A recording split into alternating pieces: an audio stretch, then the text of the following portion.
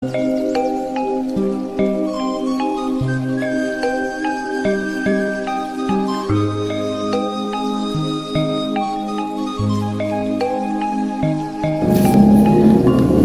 merupakan putra dari Prabu Sentanu dengan Dewi Gangga. Nama aslinya adalah Dewa Brata. Dewa Brata merupakan putra mahkota dari kerajaan Astina.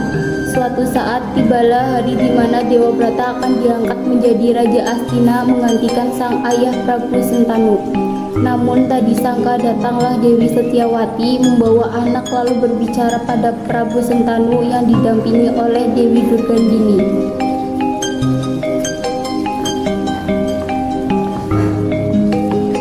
Wahai Prabu, ingatkah dahulu siapa yang menolongmu saat terluka di hutan? Akulah orangnya, lalu anak yang kubawa ini adalah putramu. Lalu sekarang apa maumu? Jadikan dia raja. Dewa Brata sadar bahwa ayahnya tidak dapat memungkiri janjinya. Maka dengan lapang dada ia menyerahkan tahta Astina pada adik tirinya. Aku mempercayai ketulusan Dewa Brata yang memberikan tahta Astina pada anakku. Namun bagaimana dengan keturunannya nanti? Akankah anak-anaknya akan menjadi raja? Karena cintanya kepada kerajaan dan ayahnya, Dewa Brata bersumpah untuk tidak menikah hingga dirinya mati. Sumpah ini dikenal dengan Sumpah Brahma Cahya, gempala seluruh jagat raya, dan sejak saat itu ia dikenal dengan nama Bisma yang berarti menggemparkan. Sejak saat itu Bisma mendapatkan aji Swacandomarono, yaitu aji di mana ia bisa mati hanya atas kemauannya sendiri. Demi bangsa dan negara, aku bersumpah aku tidak akan menikahi hingga aku mati. Aku tidak mau keturunanku menjadi raja yang dapat menimbulkan perselisihan di antara saudara. Waktu pun berlalu, hingga suatu ketika Bisma mengikuti sayembara di kerajaan Kasi untuk mendapatkan 3 putri dari kerajaan tersebut, lalu akan dijadikan permaisuri bagi adik tirinya. 3 putri tersebut adalah Dewi Amba, Dewi Ambika, dan Dewi Ambalika. Pada hari sayembara di alun-alun kerajaan Kasi berkumpul putra-putra mahkota dari kerajaan Kosala, Wangsa, Pundra, Kalingga, dan lain-lain. Satu persatu mereka berperang tanding melawan Bisma, namun semuanya kalah. Segera setelah mengalahkan semua putra mahkota, Bisma membawa ketiga putri jelita itu dan melahirkan mereka dengan keratannya yang termaisur. Ikutlah kalian bertiga bersama saya ke Hastinapura, karena aku telah memenangkan sayembara. Ya Tuanku, kami bertiga akan ikut Anda ke kerajaan Hastinapura. Kami bertiga akan menjadi istri dari anak Anda. Kami menepati janji yang disampaikan sebelum sayembara dilaksanakan. Belum lagi jauh dari arena sayembara kerajaan Kasi, mereka dihadang Raja Salwa dari kerajaan Saubala. Raja itu menantang Bisma untuk bertarung. Sebenarnya Raja Salwa sudah menjalin kasih dengan Amba, dan Amba yang jelita telah memilih Salwa sebagai calon suaminya. Setelah perkelahian sengit, Salwa takluk dan menyerah. Bisma mengangkat senjata hendak membunuh, tetapi dicegah oleh Amba. Karena permintaan putri itu, Bisma urung membunuh Salwa. Jangan bunuh dia, Bisma. Sebagai seorang ksatria tidak boleh membunuh musuh yang sudah tidak berdaya. Sekali lagi lepaskan dia. Ya, aku sadar dan aku tidak akan membunuh dia. Dia akan kubiarkan hidup karena permintaan Dewi. Sesampainya di Hastinapura, Bisma menyerahkan ketiga putri kepada adiknya Vikitaria.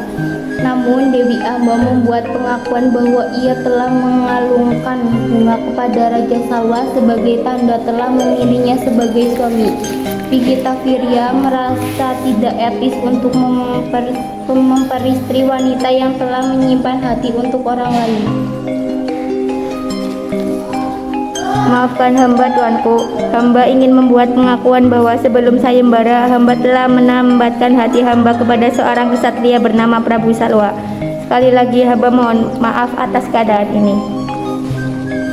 Saya memahaminya tidak lagi. Sebagai seorang kesatria, saya tidak akan merusak kebahagiaan yang seharusnya Dinda rasakan dengan orang yang dicintai. Begitu kembalilah Dinda kepada Prabu Salwa, saya rela dan ikhlas demi kebahagiaan Dinda. Bisma mengirim utusan untuk mengantar Dewi Amba kepada Raja Salwa. Sesampainya di kerajaan Saubala, Dewi Amba menghadap Prabu Salwa.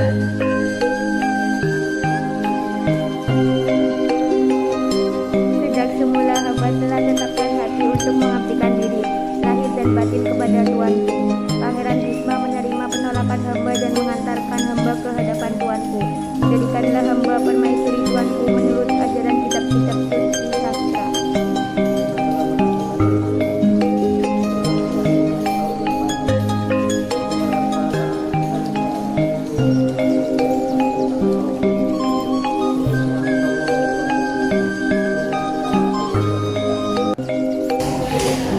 Dewi Amba kembali ke Hastinapura dan meminta Bisma untuk menikahinya. Namun Bisma tidak dapat melanggar sumpahnya untuk tidak menikahi seumur hidup. Bisma menenangkan gadis yang menangis di hadapannya ini dengan penuh kelembutan. Ia kasih padanya. Ia tidak bisa berkata apa-apa. Air matanya telah membuatnya menangis. Air mata yang ia tangiskan sendiri tidak keluar tapi terdapat dalam hatinya. Ia menyesal karena wanita ini kehidupannya telah hancur karena dirinya. Ia berkata lembut kepadanya. Aku turut bersedia atas semua yang telah terjadi. Aku tidak bisa menikahimu. Kau tahu bahwa aku telah bersumpah untuk menjadi seorang ratu terakhir sepanjang hidupku. Bagaimana aku bisa menikahimu? Mengapa engkau mengikuti sayembara jika kau tak mau bersamaku?